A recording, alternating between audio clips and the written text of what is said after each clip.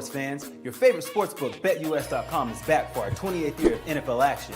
With the industry's biggest sign-up bonus of up to 200%, BetUS offers our members the opportunity to cash in on all your favorite sports, including NFL, NBA, MLB, and more.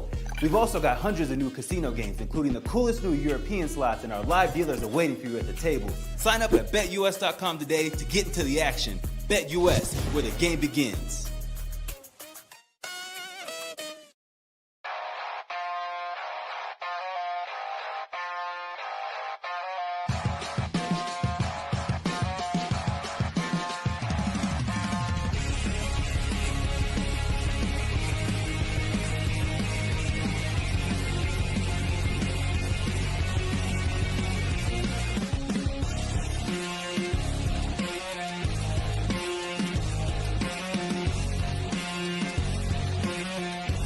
And now, broadcasting live from Las Vegas, the Snake Sports Talk Show with Jake Silva starts now.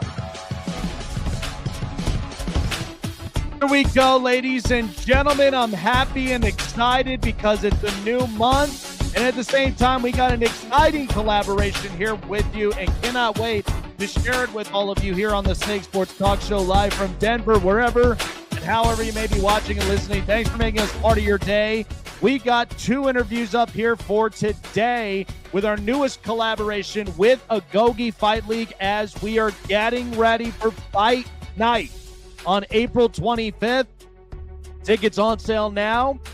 Tyler Howard is going to be joining us, MMA flyweight fighter, and also former MLB pitcher Dan Winkler will be joining us. We're talking a lot about the ABS system in Major League Baseball. I am really excited for all of it today. So, first of all, news that had broken out this week. So the Las Vegas Raiders, as we've said, have been making moves, and they have been making moves for the last few days. And the latest that they've done so far is they've got themselves a quarterback. No, not their quarterback of the future, but basically their quarterback of the right now, and it is Kirk Cousins. So just breaking down the contract itself, I think this is a really, really good thing for the Raiders, and especially for Kirk Cousins, because in the last couple of weeks and even for the last year, Kirk Cousins has been the backup, and at the same time, he had been rehabbing the Achilles heel injury. So looking at this contract, and I think this is a pretty good one by far. I think this makes a lot of sense, and the Raiders get themselves a veteran quarterback. So Kirk Cousins' deal is a 5-year, $172 million contract with the Raiders that is now deemed as a 1-year fully guaranteed $20 million deal that also contains a club option for 2 years at $80 million, which is unlikely, but it is possible. But it is a 5-year deal, as it has 2 voided years from 29 and 30. So the Falcons will pay Cousins $8.7 million this season, and the Raiders another $1.3 million. And also the Raiders will agree to pay its new quarterback a guaranteed $10 million roster bonus on the 3rd day of the 27 new league year. So I think it's interesting for a few reasons. So two things of which are true. Number one, Kirk Cousins' agent, you need to go and get him some flowers. You need to get him something, because this guy by far is making a guy so much money. He's a great salesperson. He knows exactly how to sell. And so I think, in my opinion, the way in which that Kirk Cousins has been going around, I think now he's the 3rd or 4th most paid player as far as career earnings because of the agent he's with. I mean, this is fantastic. And he just knows exactly how to sell this quarterback. Now, the other thing, number 2 is that the Raiders are getting themselves a veteran quarterback, because what's true is they do not want to end up repeating what has been happening in the past, which is they bring in a rookie quarterback, throw him up and into the Wolves, and in my opinion, I think that's the right thing to do with Fernando Mendoza. If they do go with him, this is the smartest thing that the Raiders would do. If they don't draft him, then what that tells me, what I have been telling many of the closest people I know, is they may end up getting their foundation first and then end up getting a quarterback in next year's draft. But you decide. You, the fans, decide. How do you believe that this is going to end up going anyway? Because to me, I think Fernando Mendoza feels a lot like the obvious pick for the Raiders at number 1, but the Jets could potentially be a team that can get on it unless if you can convince them to go and get other picks. But that's what the Raiders want. They still got money in the bank, and with that, using Fernando Mendoza, I think it's the smartest move that you can do. You get a franchise quarterback that now he doesn't have to feel like he's being thrown into the wolves and set up for failure. He's actually going to be set up for prime success because now you got a veteran quarterback in Kirk Cousins who, regardless how you think about Kirk Cousins, okay, he is a serviceable quarterback as both a starter and backup. This buys you time. The difference is that because of how matured and seasoned Kirk Cousins really is, he's not going to be throwing a ton of picks. All right, let's get that out the way because Geno Smith, I know many people would think about this a lot because, in my opinion, Geno Smith was somebody that has the arm and somebody that can really let it rip, but then also he's too riskful. And that's where I think the Raiders cut the ties because they knew how risky that he could be. And so going with Kirk Cousins, it's more of a better, safer option. And I think with what this does deep down is this now allows you to build your future franchise quarterback the best way possible than what you've been doing in your existence. So I think this is smart. And the fact that it's a 1-year, $20 million contract tells you one thing. That's a starter money. You're going to be starting from here on out. So I think it makes a lot of sense, and this helps them in their situation with Fernando Mendoza. So I like it. I really like it. All right. So we're going to be having Dan Winkler join us here, another major leaguer that has been up and on the program for the last couple of episodes. But I was watching all of baseball for the last couple of weeks. As opening day, opening week, it's the most exciting time of year. And again, baseball has always been my first love. Anybody that's been up and on to the show has heard me say this, but I love baseball. Baseball is my absolute favorite. So the one thing about Major League Baseball is that it is so rich in history, not to mention the game itself is evolving. Player talents are constantly getting better. I mean, amongst the NBA, who right now, like you're watching the MVP race, and not a ton of people could really truthfully value as far as defensive personnel and somebody that can honestly be at least be a mover and shaker for this organization. So we haven't seen a ton of that in quite a while. And so with Major League Baseball, you watch, Shohei Ohtani, you watch all of these big stars. But Major League Baseball is moving in a direction which is very positive. And with this new automatic balls and strikes system, it is revolutionizing and changing the way in which the game is really under control. Because usually it determines by how the umpires really want to control the game. Well, this amongst themselves is actually going to hold these umpires accountable. So notice how that changed very quickly because you notice an umpire right now who's getting a ton of heat and a ton of crap, and that's C.B. Buckner. I think C.B. Buckner, like he made so many atrocious calls, it's not even funny. And it really, really is hurting just his reputation as far as being an umpire Now, I've seen many atrocious umpires in my life. I mean, I watched Angel Hernandez. Could you imagine him in the ABS system and how much heat, how much crap that he could seriously possibly get because of this new ABS rule? But it allows pitchers and batters to both challenge this thing. And this is what it's all about. And because with this ABS system, this now allows you to have two challenges, pitcher and hitter, because the hitters can determine whether or not if this thing was outside the box. And CB Buckner in one day had 20 really bad calls. That's even being an umpire and also even being one of the first base umpires. Like, did you watch that Milwaukee game and the Jake Bauers, that talk? It was so bad. That's the most embarrassing thing that you could honestly have happening, because you got players and managers laughing at you.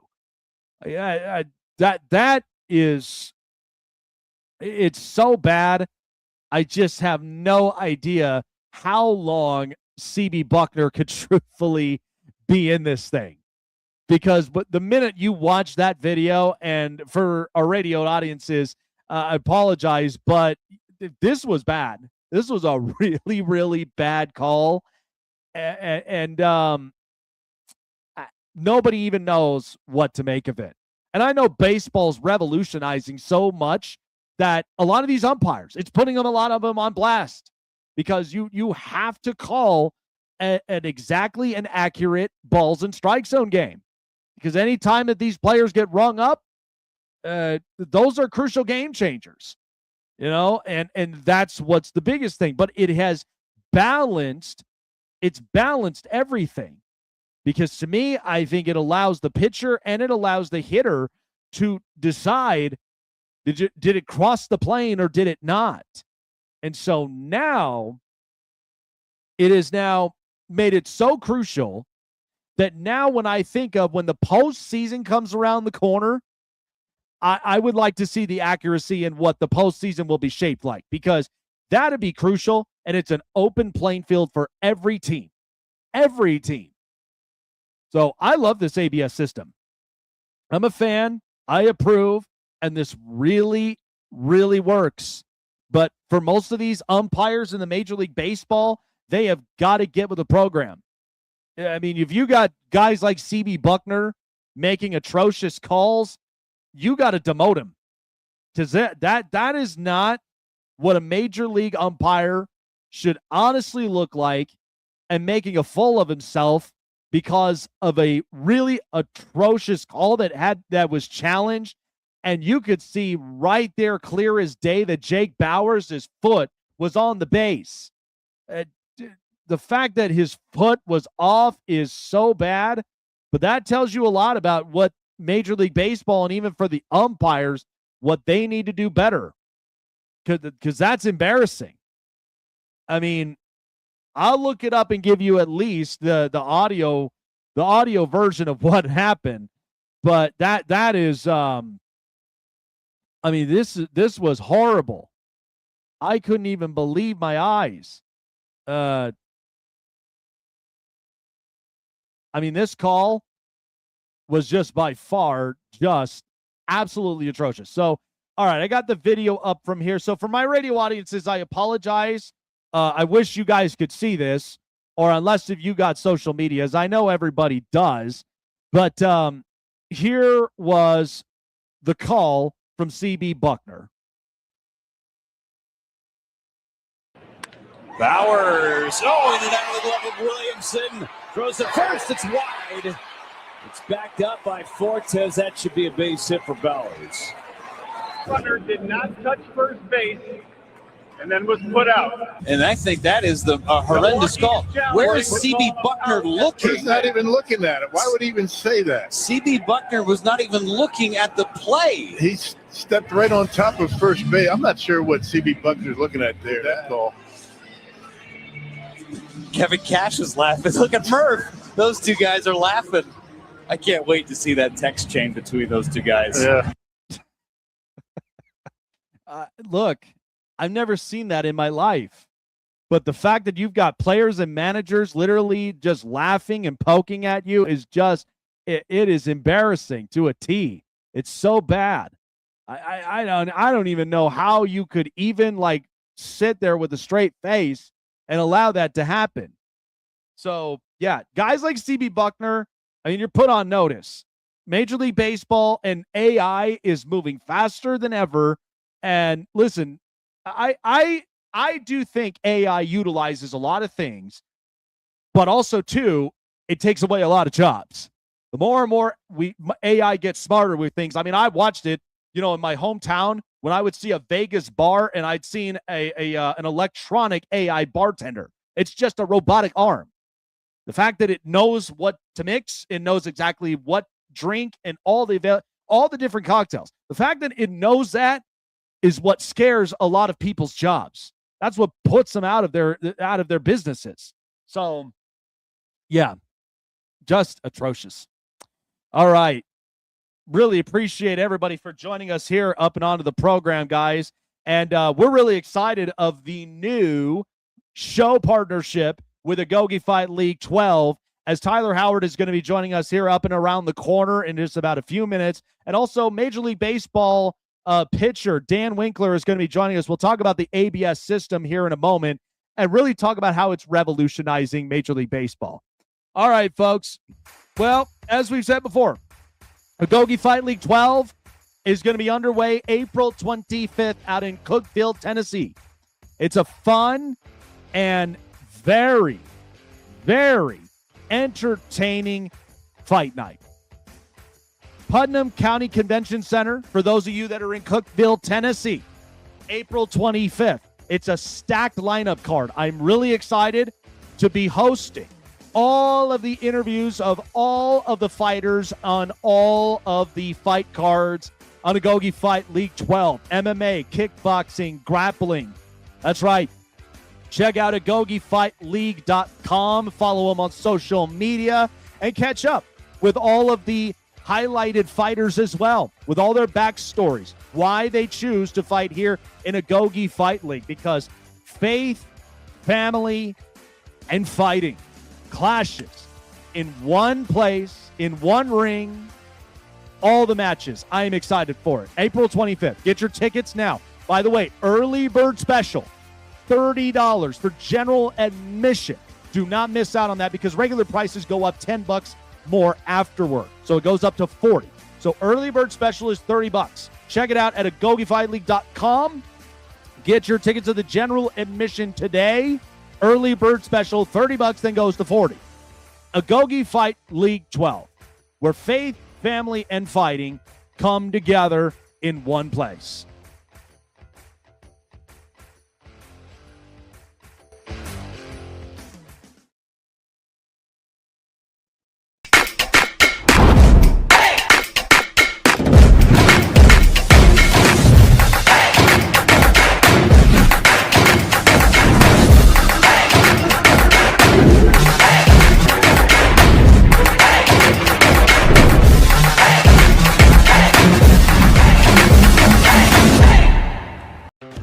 Show with the best takes and opinions? Want a show with the best coverage around the world of sports? Jam-packed with an all-star interview lineup? Then the best place to find it all, sports and entertainment, is right here. Join Jake Silva on the Snake Sports Talk Show, presented by SeatGeek and BetUS. Weeknights at 8 p.m. Eastern, 5 Pacific on Sports Wave Network.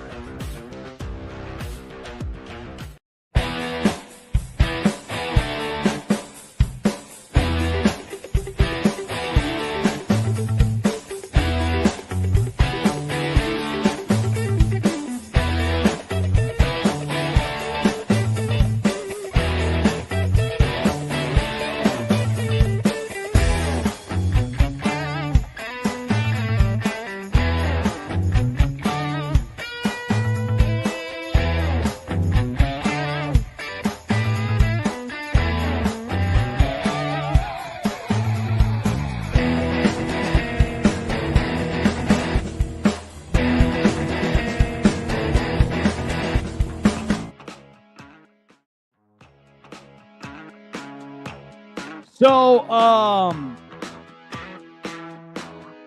I truthfully think the NFL mock draft, like, this is going to be a great draft night. I actually ended up getting my mock draft prepared here with me. Really excited to break this all down to you here because this is the first of 3 mock drafts. So, like I said, every time when we start this up in April, we always end up doing 3 mock drafts up from here. So I really do think there's going to be so many shakeups up and into draft night. I think it's going to be exciting. So lots of different moves that happen. As most of you know, you saw Kirk Cousins go to the Raiders, and also we got a corner, Kyer Elam, who ended up going to the Chiefs. I think it's an interesting move, nonetheless. So I think with draft night, it's fun, exciting. You get to hear a lot of names on the boards. And this is honestly going to determine many teams' destinies just by who they draft. So I'm excited for all of it. And I think also, too, it gives people an opportunity to kind of know who their targets are. So I think there's about 4 or 5 teams in this NFL draft that really is going to determine their destiny. And I think it's interesting. But there was also, this is an interesting story. So the Kansas City Chiefs, the NFL has been on wide receiver Rashee Rice after countless incidences that had been happening up and in Texas. And the latest one that had involved his ex-girlfriend in the accusations and the conduct as far as the personal conduct policy. So the NFL has come out and concluded that wide receiver Rashee Rice has not engaged in conduct that violates the personal conduct policy. And the investigation into accusations from his ex-girlfriend is now closed. And Rice will not be disciplined at this time. So I have my own personal opinions off the air when it comes to this. And I'm not saying this is basically towards the Kansas City Chiefs. This is mostly just the situation in itself, because you have no idea how many times we have had these conversations, how many times that this has been the ongoing situation from the very beginning. I mean, this is part of the reason why that, like, the NFL is the way that it's structured. I mean, you kind of just see right now with, like, a lot of the disciplinary actions. Now, mostly because you got a lot of players who take performance-enhancing substances, and then even some of them that get into personal conducts and even just conducts in general. I mean, I've seen so many times where there were many Raider players in Las Vegas who just couldn't control themselves. They were too young-minded. I mean, Nate Hobbs, Damon Arnett, Henry Ruggs, there were so many of them. And it had gotten out of control. But that tells you a lot about just the organization, about how they're handling things. But, of course, too, when this goes up to the NFL at the very top, then that's where you really see with how things are working. So I think, truthfully, when it comes to the NFL and the Rashee Rice story, so Rashee Rice will not be ended up taking any disciplinary actions from this point forward, and that's left from there. So that means he's going to be a week 1 starter. I mean, it is what it is. I agree with it? Not really. But again, it's just the way in which they work this out. So I think it's an interesting move by the NFL, but I'm not surprised because there were so many interesting moves that the NFL has done for years. So I think this is just another one of those situations in which they get past. But the season will continue on for Rashee Rice. Time now for the news. And now, Here we go. Hey everyone, it's story time. This is the hot press. News out of the Jacksonville as their star edge rusher, former first overall pick Trayvon Walker has agreed to a massive extension, 4 years, $110 million with a $77 million guaranteed money. And Trayvon Walker, who came into a Jacksonville defense after they had paid Josh Hines-Allen, and that's about $30 million a year. I really am excited for this. This defense really has turned a lot of things around for Jacksonville. And with Liam Cohen in the first year, the offense is explosive. And with Trayvon Walker, and even with really good edge rushers up front, and including Josh Hines-Allen, I think the best thing that you could truthfully do if you're Jacksonville, I know they may not have a first-round pick, but maybe you go and get a corner. Maybe you go and get a safety. You go and you double down up on defense because you already took care of the receiving core as much as it is. I mean, they mentioned Travis Hunter is going to end up being the everyday corner, but you got to hope that he is fully healthy. So I think this is a good thing for Jacksonville. They narrowed down their star edge rusher. I like the move, and I think Jacksonville, this AFC South is going to be really, really interesting. So another interesting thing, the Cincinnati Bengals get themselves an interesting signing as they sign safety Kyle Duggar from the Steelers. So Cincinnati, what's funny is when we do our mock draft here about a little bit later on up and onto the show, this really was really interesting because to me, I think with safety, safety is a big thing. And I've even mentioned on my mock draft, I thought the Cincinnati Bengals would go safety in their first pick. I may still have them going up and into it, but we only have 2 more mock drafts until this goes about. So Kyle Duggar, I think, is a very explosive player, somebody that gives you more of a physical presence and somebody that can really help out and multitasking all around in the secondary, which is what Cincinnati needed to do. All throughout the offseason, they have helped with defense. Joe Burrow is out there rehabbing, and he is ready to play by week 1. But the only way this Bengals team is going to be competitive in their division is if you help them get a defense. Because that defense the last few years, ever since they went to the Super Bowl, has not been the best. So no Trey Hendrickson. So that means Shamar Stewart really has to step himself up. And then the entirety of the secondary really has to play competent. So the AFC North is going to be fun to watch. But if Cincinnati can do that, that will be a team on the radar that really will be working itself out. So, all right. There you are with the news. And now, here we go. Hey everyone, it's story time. This is the hot press. Major League Baseball season in already about 2 weeks has been fun, exciting, and a great start, especially with the automatic balls and strike zone systems. To join us to talk a lot about that, former MLB pitcher Dan Winkler joins us on the program.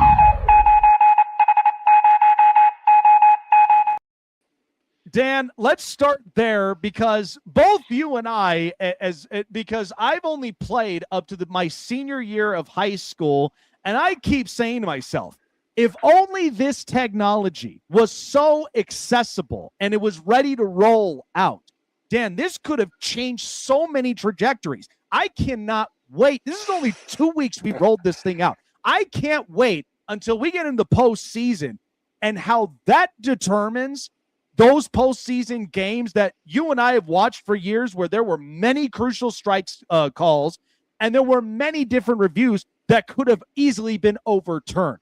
What have you thought about in 2 weeks? Because, look, the only person taking a lot of the heat right now is CB Buckner, and I'm like, I could only imagine if Angel Hernandez was in this thing. So what have you thought of it thus far? Yeah, my last year playing, we actually had the ABS in the minor leagues. And I think it just takes the gray area out of baseball, right? It's black and white. There's an answer.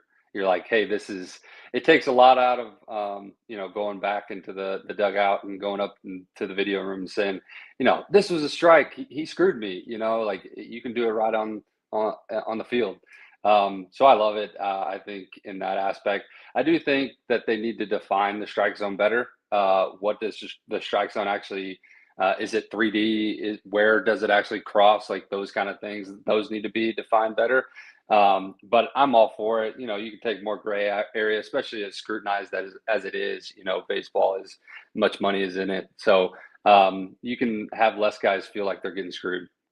I also like the fact that it balances the playing field between pitcher and batter, because this now allows them to where any pitch that looks like it really is out of the zone, the batter can just go and tap. I mean, we watched Eugenio Suarez do this twice in a row and win both those challenges. But then there's also the pitchers that if it crosses the plane about a good inch, then that could be a crucial strikeout that can get you out of an inning, get the offense back out on the plate. So I just really think this, like you said, this handles the gray area.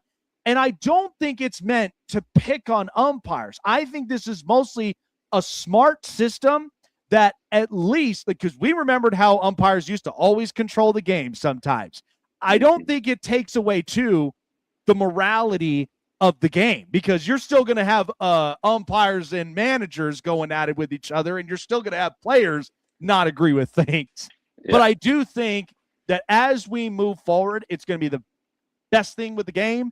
And I also do think that it could determine future championships, because we've seen where the NBA doesn't really cater to dynasties as much, like the Lakers and Celtics. So you get Oklahoma City who wins a finals. So now, even back then, now you got the Dodgers who are back-to-back championships, the hot stove league between Boston and the Yankees. This opens up the bridge to other teams to compete. Maybe a Pittsburgh, maybe a Chicago, either one of those franchises. Yeah, love to see Pittsburgh, be relevant. And, as a player, you want to see other teams in it. You want to know that if you go to a small market team that you got a shot at playing in the playoffs. I think the ABS is good because it holds the umpires accountable. Like you said, you still need the umpires, but they have to be sharp. I think they've gotten good about it the last few years when they, like I said, they are being more scrutinized in that level of on TV, on Twitter, getting blown up, those kind of things. But yeah, I'm a big fan of the ABS. I've been a big fan. I loved it when we had it. We actually had, I think it was like they were calling it automatically. They were getting it in the headphones, so it was like every pitch. I think that's a little extreme because I think you still need the human element of baseball. That's what makes it so beautiful. But I think the challenge, because there's still strategy into it, right? Like if I'm a pitcher, that was the first thing that said, don't do it. You're too far away. Like let the catcher call it. And you've seen that, I think a few times pitchers have called it, getting a little cocky. It's like 3 inches off. You're like, come on, man. Like you just wasted our challenge. But the hitters are so good at knowing the plate. It is unbelievable. I remember facing Freddie Freeman in spring training and a ball that I thought was right there. And, go back to the track, man, it was like 0.1 inches off. And I'm like, how did you know that? And he's like, it's just a feeling. So yeah, I think I love seeing it. Again, there's strategy in it. I don't want to see like the all, ABS, but at least there's like a challenge and you can make it a little fair. So things are interesting in Pittsburgh. I actually had Michael McKinry on here, and he's really excited about Connor Griffin. So just recently, Connor Griffin, who hadn't even played an official major league start, gets a massive contract extension, which leaves me to believe, like, because of just the way in which Major League Baseball is moving, because there are a lot of teams focusing on their farm systems. We know everybody, has the constant tug-of-war conversation of the Dodgers have so much money and they have all the resources. How could we possibly compete with that? And everybody with the salary cap, because I do agree there needs to be a cap and a floor. But that's up to, as I've said to fans, that's up to the way your owners handle things. So I just saw this, and I'm like, Connor Griffin gets an extension, and immediately, not even an entire 24 hours, Dan, but seconds. The ticket prices literally went up almost up to $250. Like this has to be like the movement now for Major League Baseball, that if you got the guy, I mean, live here in Denver, Colorado. I can't even imagine when they call up someone like Charlie Condon, and now the ticket prices start to get a little bit more expensive along the way. Yeah. Yeah, I think, listen, I don't pretend to know what it's like to be a business owner or to run a multi-billion-dollar franchise. I don't know what their books look like. I know on the players' side, there's back and forth, but I think the players and the owners need to get together and do what's best for the game of baseball. Is that a salary cap? I don't know if that'll ever happen, but like you said, you start investing in your team. You're seeing this at the college level. You see those schools that go to the Final Four, those schools that go to the college football playoffs, and their enrollment goes up 50% the next year. And so I think the investment, it's, businesses, you can put money in up front, and then, hopefully you see a return on your investment. And I think there's some fear in the owners in that aspect of hey, just because I'm going to invest and spend all this money doesn't actually mean I'm going to win, be in the playoffs. So I like the good balance of the good teams. I think you see it with the Yankees, and that's why the Dodgers are so good too. Not only they spend $700 million, but their farm system is stupid good too. They can trade guys, they can move guys. There's a very strategic element to that of how you run the franchise. And I think, it's not always just throw the money at it. So it's a lot heavier than, hey, can I have a $700 million payroll and win a World Series? So yeah, I'd love to see Pittsburgh, obviously playing for the Cubs. I'd love to see the Cubs back in it. I know when they won it, allegedly they made $1 billion off the everything from that. So yeah, invest in it, maybe get some ROI on the back end. Absolutely love it, man. And that's where you get the true valuation afterwards when it's all said and done. So fresh from the World Baseball Classic and, Venezuela, very competitive and scrappy team, and involved in that team, Ronald Acuna Jr. So I look at Atlanta. This kind of puts Atlanta on notice for a few reasons, because they know this season is important, because you don't want to have the uncomfortable talk about Ronald potentially being a trade market guy. This is why everybody right now on that roster, and even for the pitching staff, they really got to keep themselves healthy. They really got to get themselves going and get a really good cushion by the time that they get closer and up into the postseason. So I think Atlanta, with the way that the state of the NL East is shaped up, because the Mets have a new look. This is the best start in Miami history in 17 years. And all it took was for a Dolphins quarterback to move to Atlanta for that to happen. And then all of a sudden you got, Philadelphia, who, Harper and Schwarber, that's your competitive guys. So I think Atlanta, I was even listening to guys on the radio shows in the Atlanta radio reports, and they know it too. So what does it got to take right now for Atlanta? Because they do not want to be in a tough jam position where they sit and go, we have tried everything. We had these guys, but now it's going to get too expensive because of the way that the money now is fluctuating. What's the future behold right now for Atlanta? I mean, it's a good start right now, but it's a long season stretch, and you don't want to be put in that position. Yeah, it's a good question. I live in Nashville, and I've played in Atlanta for 5 years, so I'm pretty plugged in on that Braves market. What to do next? I think Alex is he's probably got his thumb on what he wants to do. If it goes one way and if it goes the other, I think that's a tough division, the NL East, and being on the East Coast, eyes are always on you every single night. Like everybody's watching your game. Everybody's watching that. So I think the future is, who knows? I think knowing Ronnie, he wants to be there long term. But I also think he wants to take care of his family and do what's best for him. So as you should. I'd like to see them do well. They're another one that they had such a good farm system when I came up. That was Ronnie, Ozzie, all Dansby, all those guys were homegrown.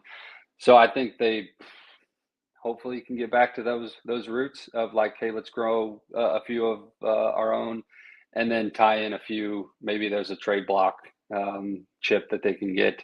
But I think the culture is a lot in Atlanta, and that's why they win so much. Like you walk in that clubhouse, and it's just like a different feeling. Knowing Walt for the longest time, he's a culture guy, so he's kind of a glue guy. And I think that's what won them the World Series. They probably weren't the best team, but they were the best team at the right time.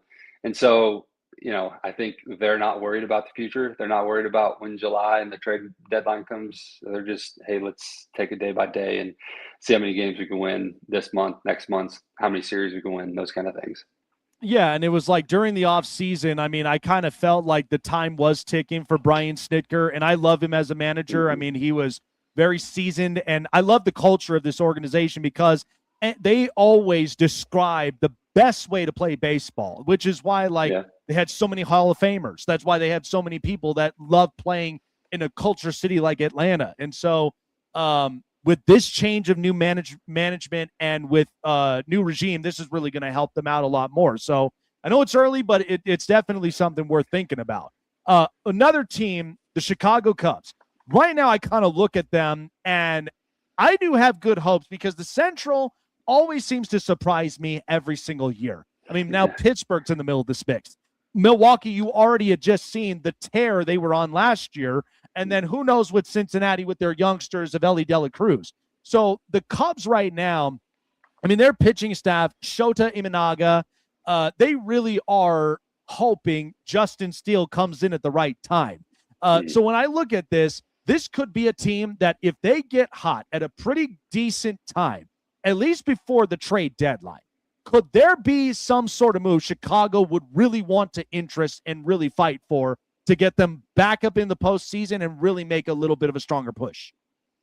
Yeah, absolutely. I think knowing Jed, they would, and the ownership there, they would definitely make a push. And arms are always a big deal going into the playoffs. So maybe it's the starter or the bullpen. I'm trying to think. Their bullpen's a little thinner than I probably would have thought it would have been. And like you said, there's such a difference between the NL East and the NL Central. And NL East seems like a powerhouse slugfest, and the Central is just scrappy. Like the Brewers, the Pirates, and Cincinnati. Like all of those teams are just so scrappy. But yeah, I can see the Cubs just over talenting people. With Bregman and Dansby and Nico, all those guys. I think they probably need a pitcher or two. And then who knows, like I said, it's when I was playing, it was like, let's just get in. And then literally who knows from there. I think it's like you win 12 games, you win the World Series, or 11 games. So yeah, I think if they get in the playoffs at the right time, and they could be a dangerous team. Absolutely. A final question before letting you go. Watching the World Baseball Classic, I love it every time when we end up having these tournaments. Because to me, you're representing for something bigger than yourself. I mean, you're representing for your country, and you watched a lot of these teams. I mean, Italy was the scrappiest. I really thought they would have came away with it, but Venezuela proved otherwise. I do think as tough as Dominican's lineup always is, they got great players. And what I'm so excited of is the international pool continues to expand and grow bigger, because now there's talent everywhere. But here's what I also thought of. The NHL made a proposal that basically said after the Four Nations tournament, they're like, it was the most watched, it was the most competitive, and then we watch into the Olympics where the United States end up coming away with a clean sweep of men's and women's hockey. And I always said if Russia was in this thing, totally different conversation. They would have competed. That would have been them, Finland, U.S., and Canada. But when I look at Major League Baseball, I love the home run derby. Absolutely love it. It's very entertaining. It's a fun weekend. But as far as the All-Star game is concerned, does it play for, home field advantage? It used to be, and now it's like it's really wide open of who's going to have the better record moving forward. But to me, NHL's proposed they are going to do a Four Nations tournament to really replace what couldn't work with the 3-on-3. Could Major League Baseball and Rob Manfred in this predicament, because of the viewership and because of how connected these players were with just their home countries.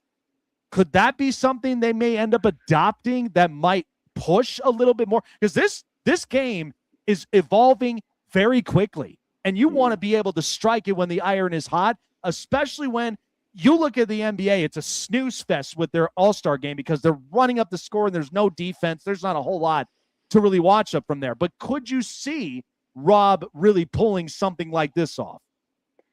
I would like to see them do something, creative like that. I think the NBA tries hard to do something creative, and I love to see the NHL doing creative things like this. And NFL doesn't need to change anything because they're going to be the king no matter what. I think MLB's kind of lost their lackluster a little bit. They used to be the sport and kind of sat on their laurels. So I'd love to see, like you said, all the passion that you could, bring out, and the Dominican, the Venezuelan, even the U.S. guys, like, man, those guys wanted to win. I talked to a friend of mine who played, and he's like, yeah, we were kind of pretty heartbroken when we lost because we felt like we should have won that. Man, I would love that. There's probably more than four nations though that probably deserve a spot too.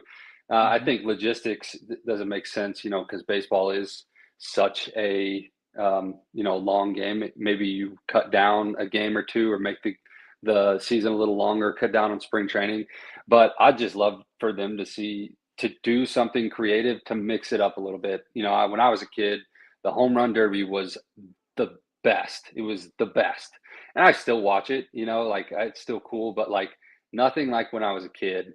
The All-Star game too. And so I hope they can get back to that in some ways.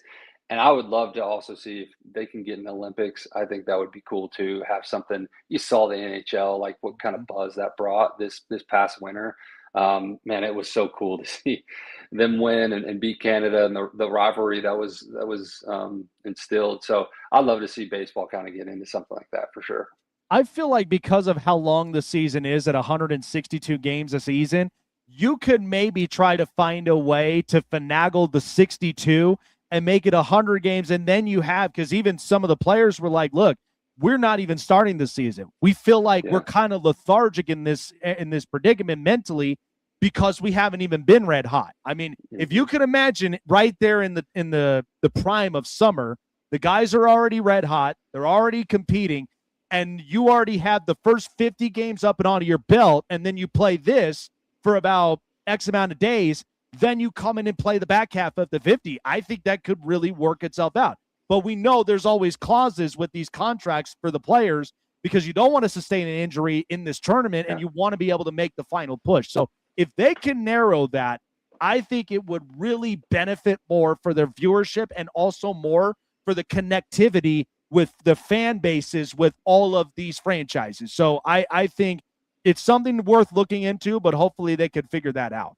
Dan, appreciate you for taking on the time, man. Enjoy the rest of the week. And this season has been a great start with the ABS system. Let's see what we got more in store this season. Love this. Appreciate you having me on. Absolutely, man. Take care of yourself. All right, we'll see you. See you. All right. Yeah, I love it. I absolutely love the ABS system. And yeah, all it's meant to do is it's meant to hold a line of accountability. It's not there to make fun of. It's not there to really pick on anybody. It's really just you just really want the accuracy of the game itself. I mean, that's what it boils down to.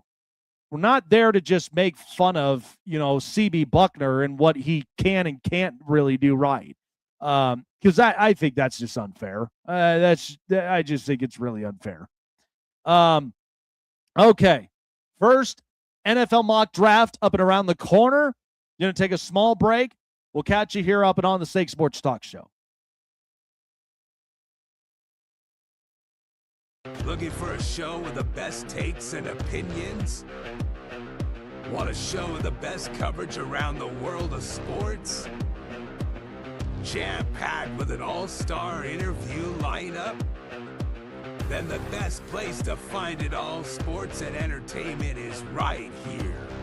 Join Jake Silva on the Snake Sports Talk Show, presented by SeatGeek and BetUS.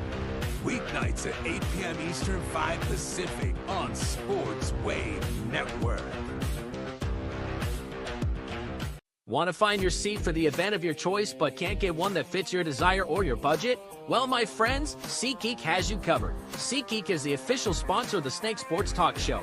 With a list of over hundreds of events to choose from, SeatGeek will assure you that you won't miss your seat with the amazing view of your choice at the most affordable price. Whether it's looking for your best seat in the house of your favorite sports team, finding live concerts that get you closer to your favorite artist, or enjoying your spot at your favorite live shows, comedies, and more, SeatGeek has it all just for you. Go online to SeatGeek.com or download the app on your mobile device through Google Play and the App Store. And as a special offer before checkout, use promo code SNAKESPORTS and save yourself $20 off of your purchase of your first ticket, and experience why SeatGeek is the most trusted ticketing app for your next event. Remember, that's SeatGeek.com and download the app on your phone with promo code SNAKESPORTS for $20 off and find your seat with SeatGeek.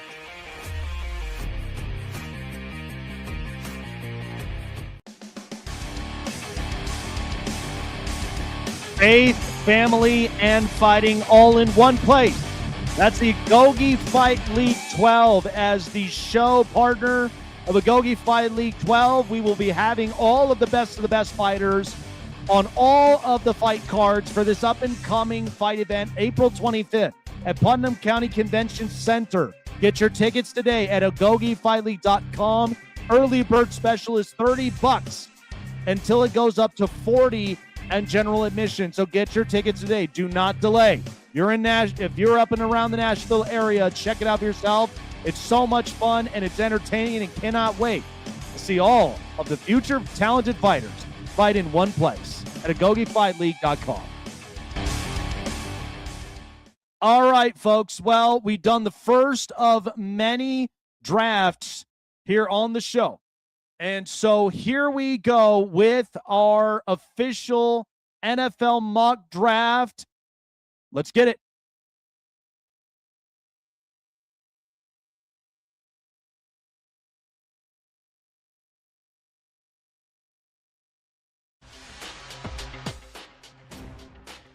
All right, so here's what I have right now for our mock draft. And to start this up, we've got the Las Vegas Raiders taking quarterback Fernando Mendoza from Indiana. This is just before the Kirk Cousins move, which, again, I think this is going to be a healthy build because now you got a veteran quarterback in the room with a rookie quarterback that you're not having to necessarily throw into the wolves. And so with adding Fernando Mendoza, this allows him now to learn the playbook, understand the scheme set that Clint Kubiak is putting together, and even with that really good defense, because you're trying to figure out how the defense will work for the first 4 to 5 weeks, and then find out if Kirk Cousins really is working well with this offense. So I really do love with the way that this is built. I got the Raiders taking Fernando Mendoza. The Jets at number 2, I got them taking Arvell Reese. I really do think that New York is needing a pass rusher. Especially with the way in which, with what Aaron Glenn is trying to put together. He's a defensive-minded guy. Ray Mickens, I had up and onto the show. Don't be surprised that he ends up taking a defensive player in the first pick. So I got the Jets taking Arvell Reese out of Ohio State. I got the Cardinals taking offensive tackle Spencer Fanu from Utah. They really need to fix up their offensive line. And because with no Kyler Murray, you now have a bridge quarterback. I don't know if they're going to end up addressing a rookie quarterback this draft, but it is curious because, again, you got Ty Simpson that's up in a bit.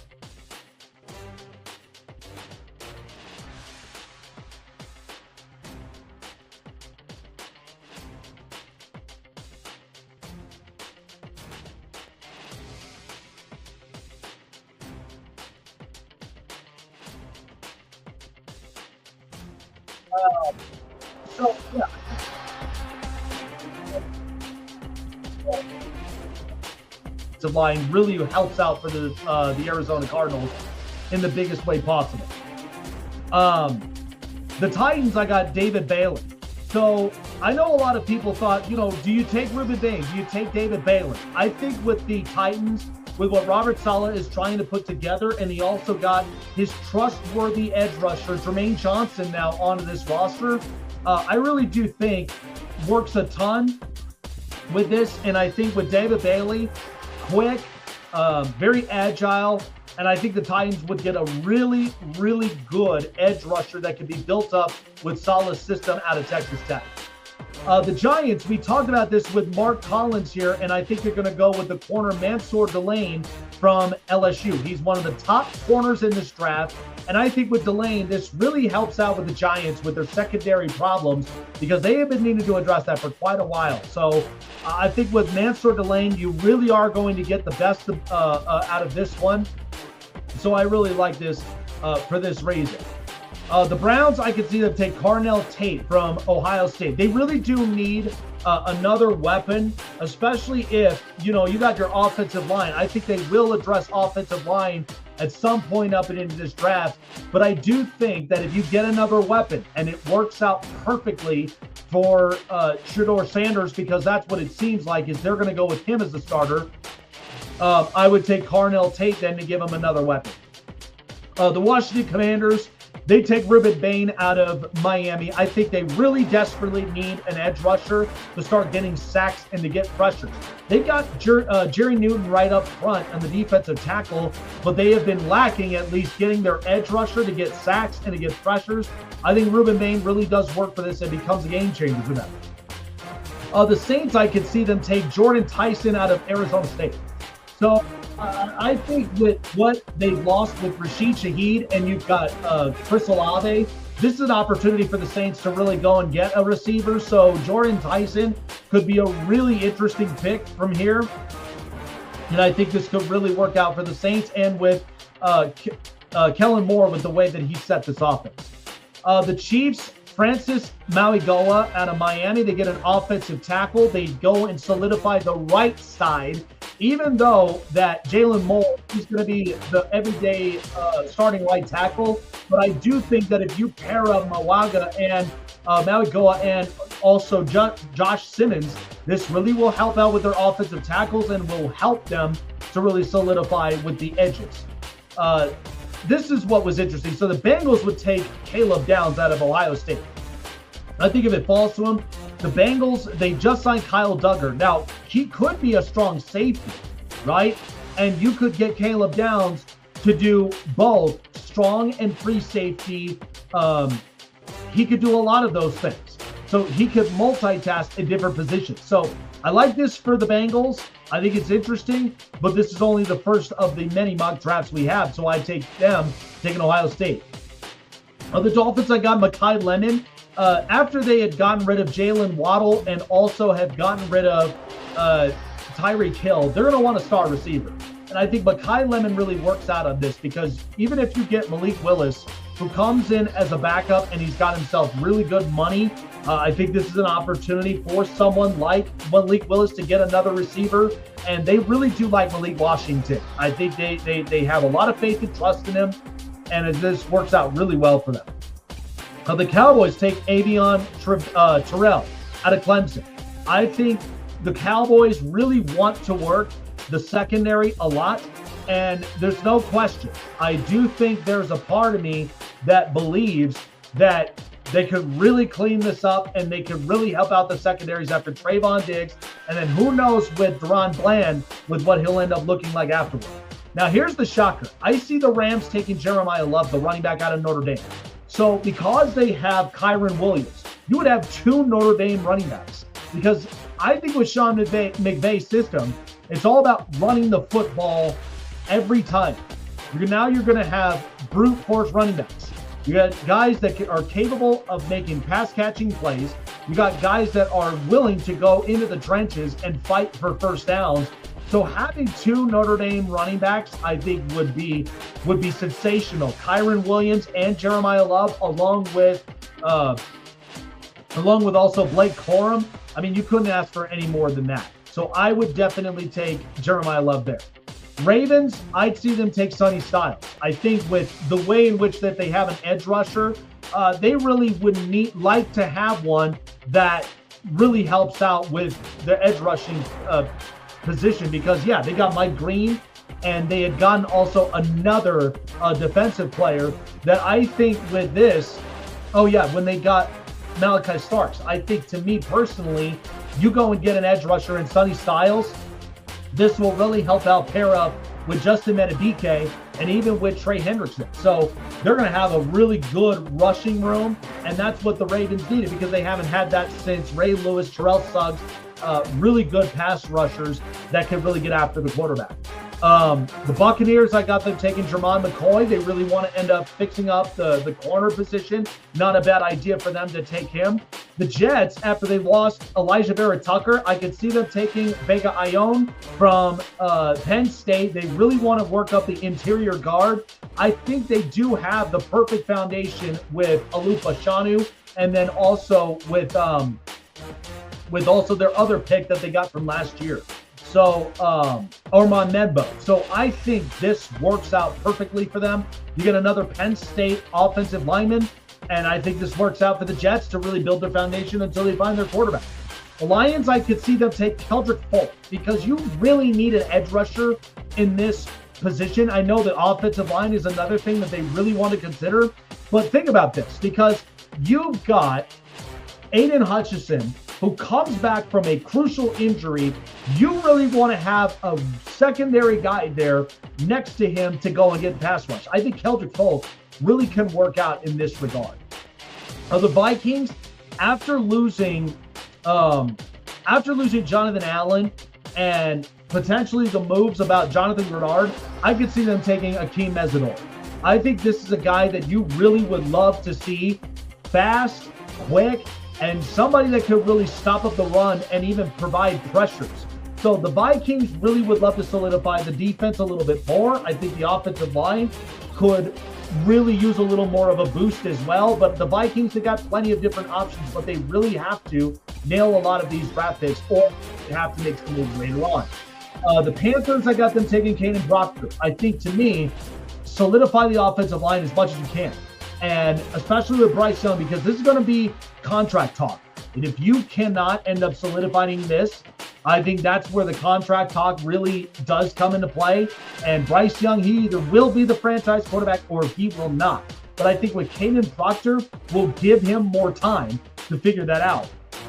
The Cowboys taking Monroe Freeling out of Georgia. So they get another offensive lineman, and here's the thing. Because one of those offensive linemen, the other thing that you also are ensuring is because you have Javonte Williams, the run game was a vision. And also you're trying to double down on the offensive line because you want guys like Jaden Blue to really work. So I think with this, the Cowboys, it may be something that can be very crucial. Now, they might take another defensive player, but I think with getting an offensive lineman, you can't go wrong with somebody out of Georgia that can really solidify your line to provide you pass block and also run block. The Steelers, this is what's interesting. I see them take Ty Simpson because many people have said the Steelers don't need a quarterback. They're going to trust Will Howard. You really think they've got a lot of trust in a guy like Will Howard? I don't, because to me, it's a different build. I don't think you're really going to get the same out of this. So I think that the Steelers getting a quarterback really kind of helps out in the quarterback room to determine who would you honestly feel is the better, talented, and coachable quarterback. I think that's the only reason you would do this. The Chargers taking offensive guard Chase DeSantis because they need to fix up the offensive line in the interior. We know that they've got some starters. It sounds to me like Cole Strange will be the starting guard, but you need to figure out who's going to be the left guard because you've got Tyler Biadasz, who I think is an underrated signing, and Jim Harbaugh really wants to work up this offensive line for Justin Herbert, and even with Mike McDaniel, this is what's also going to excite the run game a little bit more. So I got them taking the offensive guard. This is an interesting one. I got the Philadelphia Eagles taking Kenyon Sadiq out of Oregon because to me, Kenyon Sadiq really can be a game changer. And even though that you've signed Dallas Goedert to an extension, to me, I think if you pair him up with Kenyon Sadiq, your future for tight end is intact. Then you could figure out about Dallas Goedert a little bit later on. So I think this works out for someone like Jalen Hurts because they did not pass the ball a ton. They were running the football. That's why A.J. Brown was not really happy with the way in which the offense was predicated. So I got them taking Kenyon Sadiq. The Browns I do definitely have them taking Caleb Lamu. So here's the deal. So they've got a wide receiver and they've got an offensive lineman. So Caleb Lamu out of Utah, this really helps out with the depletion of the offensive line that they lost with Ethan Vojcic, Wyatt Teller, and even when you look at Joel Bitonio. So there still are some options that are up and onto the table up from here. But with Caleb Lamu, this really will help out their tackle position. And I think this would help to buy a little more time for Shedeur Sanders because he's more finesse. He's more about the touch on the football. And that's where I think the Browns really want to address it. The Bears, I got them taking Cassius Howell from Texas A&M. I think he's a very good edge rusher, really underrated. And I think something that the Bears, even after leaving Tremaine Edmonds, I mean, they're going to get another edge rusher. And Chicago, they still kept their defense intact. And the offensive line, they really pounded through last year with the free agency. So it really has worked out well for them. But I see them taking an edge rusher to really solidify things. The Bills, I got them taking Peter Woods. I think with what the Bills need to address is that defensive line, because with Ed Oliver and a couple others up front, you really want to keep stopping the run. Because the Bills, even though the secondaries have been quite the issue with as far as their build and how they're trying to address things, that's the stuff that you really have to clean up from there. So I got them taking Peter Woods. 49ers, I see them taking Denzel Boston because to me, even if you got Mike Evans and you have Ricky Pearsall, it doesn't look like they're going to keep someone like Brandon Ayuk. And neither do I think they may keep Juwan Jennings. These are both guys that want contracts. And I think with that, you can go and get Denzel Boston at a really good spot. And even for teams that haven't really looked at him like that, that could be a very sneaky pick for San Francisco to take advantage of. I got the Texans taking Emmanuel Brogdon out of Oregon. I think they really need to work up the interior guards because even the same with the Chargers, you are trying to buy more time for a guy like C.J. Stroud to solidify throwing the football, really distributing of whom he's throwing to, and really help out with the offense, even with the run game. So I think the Texans getting an offensive guard can really help out and close things out and really give them some spaces for time for run and for pass. Now the Chiefs' second pick, after they got an offensive line, they go and get Emmanuel McNeil-Warren out of Toledo. They need to solidify the secondary from either safety and corner after they just got rid of Trent McDuffie, and even beforehand when they got rid of L'Jarius Sneed because he was just too injury prone. But at least with the safety position, that's a guy that can immediately make an impact on this defense. And you know Steve Spagnuolo is going to put a lot of packages for this. The Dolphins, their next pick, believe it or not, is a wide receiver, and it's Casey Concepcion out of Texas A&M. Because even if you have Malik Washington, you got Mekhi Lemon, and you also got Casey Concepcion, because to me, you want to double down up and onto the offensive weapons for Malik Willis. So I think getting another receiver, I don't know if that might truthfully happen, but imagine it, if they double down up and on receiver, that could be an interesting look from them from here on out. Patriots go and get TJ Parker out of Clemson because here's the thing, they needed a pass rusher. They really did not accumulate a ton of sacks, and they were more predicated to stopping the run. So if they could get the edge rusher like TJ Parker, this may help them to now go and get their quick speedster and power for the edge rushing position to help the Patriots defense continue to double down. And then finally, the Seahawks, I see them taking Omar Cooper Jr. I do think with the way in which this looks, I think with the Seahawks, they got plenty of options. Now they are in contact with a couple of running backs to pair up with Zach Charbonnet. But I think if you're going to get another weapon up and into this, they may end up moving somebody after the JSN contract, because you even look at Jake Bobo and Cooper Kupp. Like there are options up and on this table, but I don't know if they may end up getting somebody as a receiver more per se, because even with Rashid Shaheed coming back on a contract deal, that's just going to be more predicated for special teams. So, yep, that's what I got. Really interesting stuff. But again, this is the first of many mock drafts. So really excited about it. I think this will be interesting moving forward. All righty, folks, that's going to do it here for us on the show. Special shout out to Dan Winkler, former MLB pitcher, for taking the time to join us here up and on the program. Make sure, guys, we are also the official show partner of Agoge Fight League XII. We're going to be talking to many of the fighters on the fight cards all up until the main event at April 25th. All right, so mark your calendars.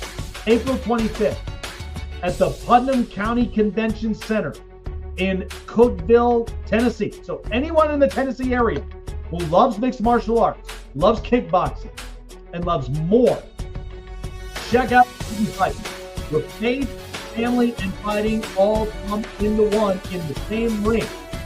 Check it out. April 25th. Get your tickets at AgogeFightLeague.com. Link is in the description. Early bird specials, by the way, $30. So take advantage of that, because then it becomes $40 after the early bird. So don't miss out on the opportunity. Agoge Fight League 12. We'll see you guys on the next episode of the Snake Sports Talk Show. Take care of yourselves, and we'll see you soon.